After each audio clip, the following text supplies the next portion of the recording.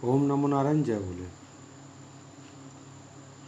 Again same वही prediction वाली बात जो हम करते आए हैं और करते रहेंगे।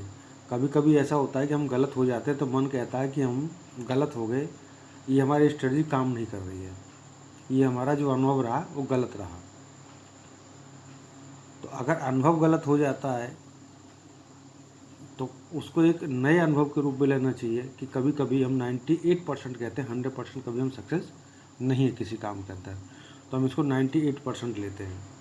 और इसको थोड़ा सा मैं एक्सप्लेन भी करना चाहूँगा कि 28 तारीख सोमवार का दिन जो कि हमने प्रेडिक्शन निकाली थी 7 अप्रैल को कि 25 और 26 तारीख के बीच में लोगों को एक नेगेटिव न्यूज़ आएगी मार्केट के अंदर, जिसकी वजह से मंडे का दिन हमारा नेगेटिव रह सकता है, मंडे ट्यूसडे का, ये मैंने बोला हुआ था।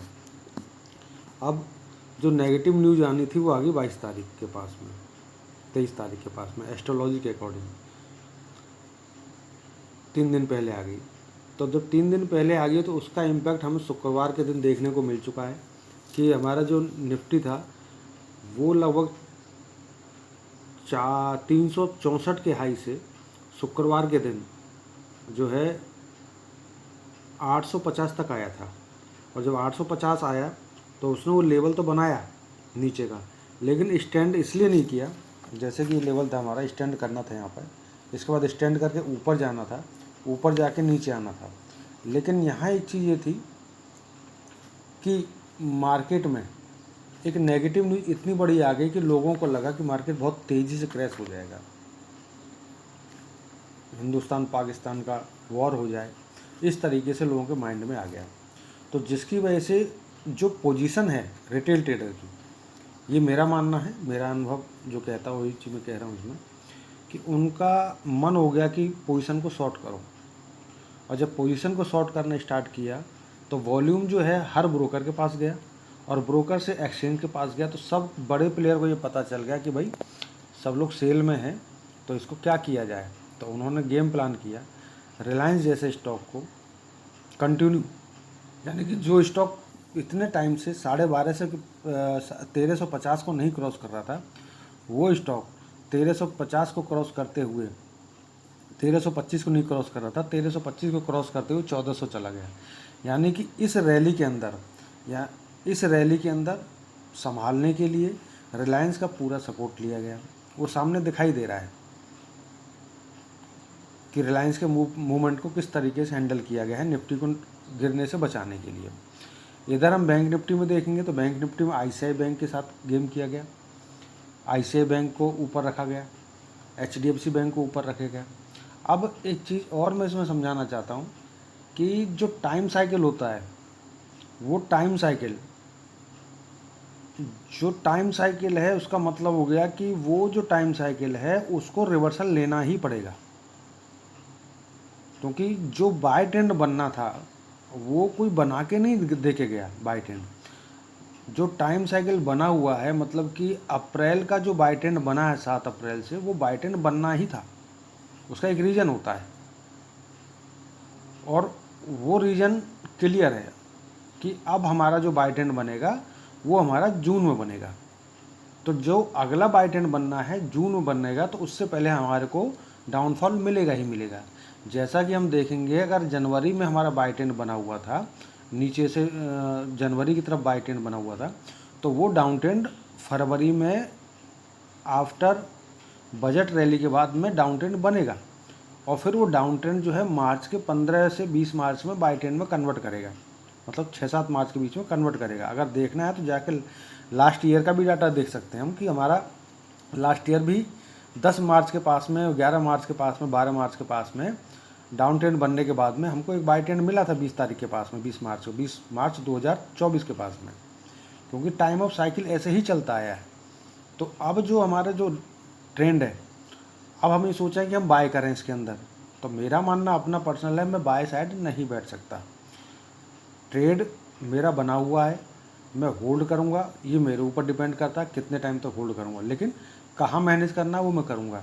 तो ये एक सिस्टम जो है टाइम साइकिल का, वो टाइम साइकिल हमेशा ऐसे ही चलता आया है।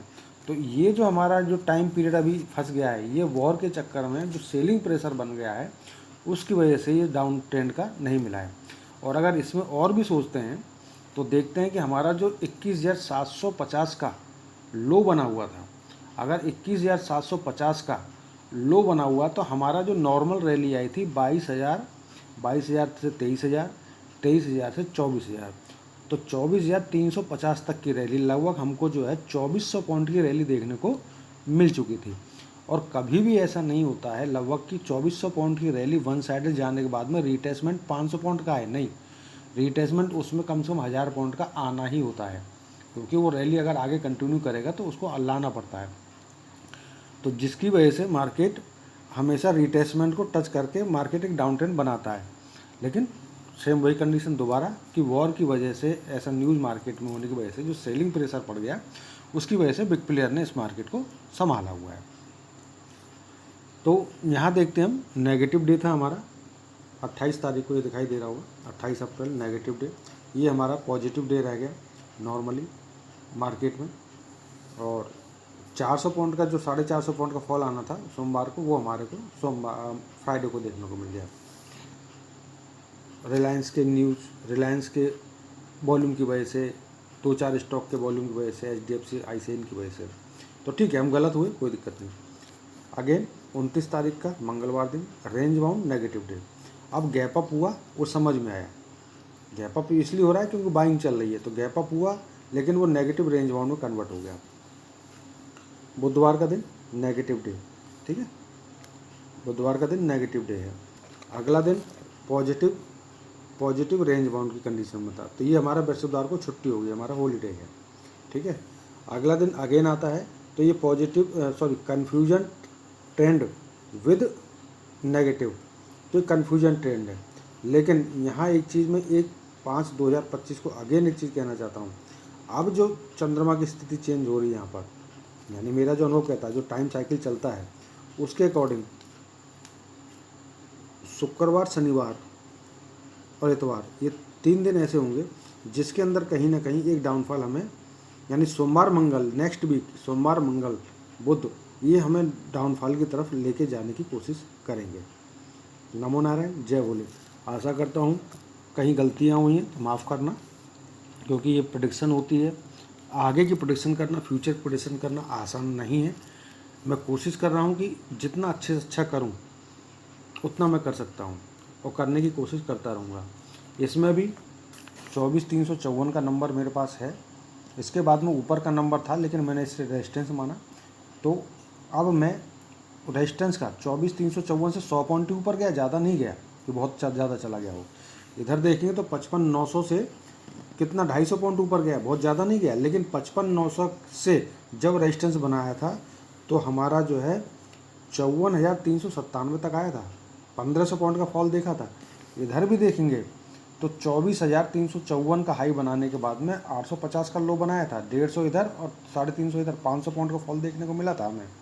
तो कहीं हमारी कोई प्रेडिक्शन में कोई कमी नहीं है, हमारी प्रेडिक्शन आगे कंटिन्यू रहेगी और इसको कंटिन्यू और अच्छा करने की कोशिश करें, क्योंकि एक गलत अनुभव हमें जब भी मिलता है तो एक नए प्रेडिक्शन को और अच्छे से करने की कोशिश कहता है कि और अच्छे किया जाए। तो नमो नारायण, जय भोले।